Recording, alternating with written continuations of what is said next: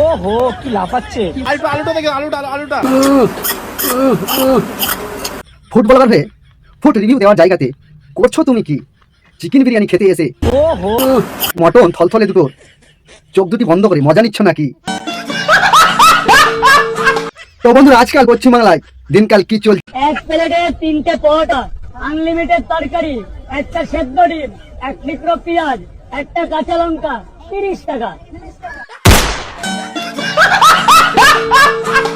Hey guys, welcome to my new channel Noor রোস্টারতে। রায় দিদি এবং রাজুদা এবং ফুড ব্লগারদের চরিত্রটা দেখে আমার খেলা করবো শেষ। তো বেশি না okay but, let's get start.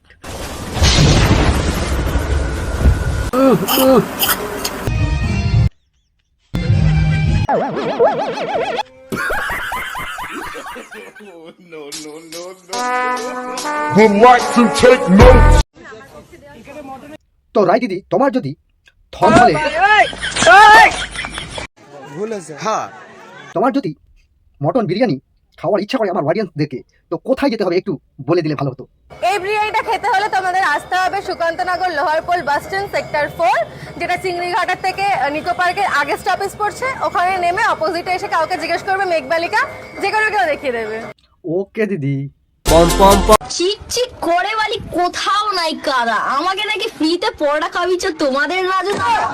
রাজুদা তো ঠিকই কথা বলেছে, তার বাস্তব প্রমাণটা দেখো।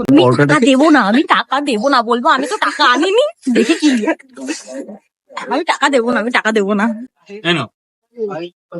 টাকা নেই কিন্তু আমাদের। টাকা লাগবে না, তুমি খাও না, তুমি খেলেই আমি শান্তি পাবো।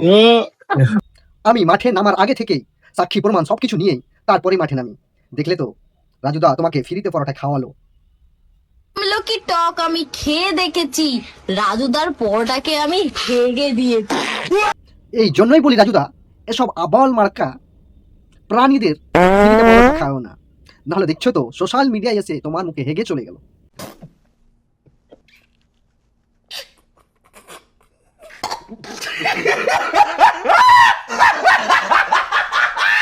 আচ্ছা, একটা কোশ্চেন ছিল। হ্যাঁ হ্যাঁ, এই যে চারিদিকে চলছে দুধ বিরিয়ানি, সাদা বিরিয়ানি, কেন এটা কি করে কি সব হচ্ছে? দেখে নাও। বলছি এইটা কি তাহলে দুধ বিরিয়ানি?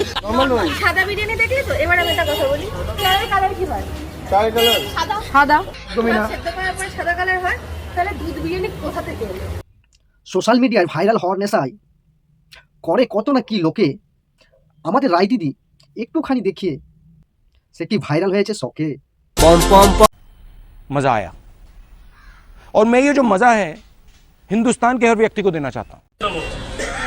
আপনারা এবার থেকে আমি আবার রিকোয়েস্ট করছি, আপনারা ফুড ব্লগিং আমার কাছে আসা বন্ধ করুন।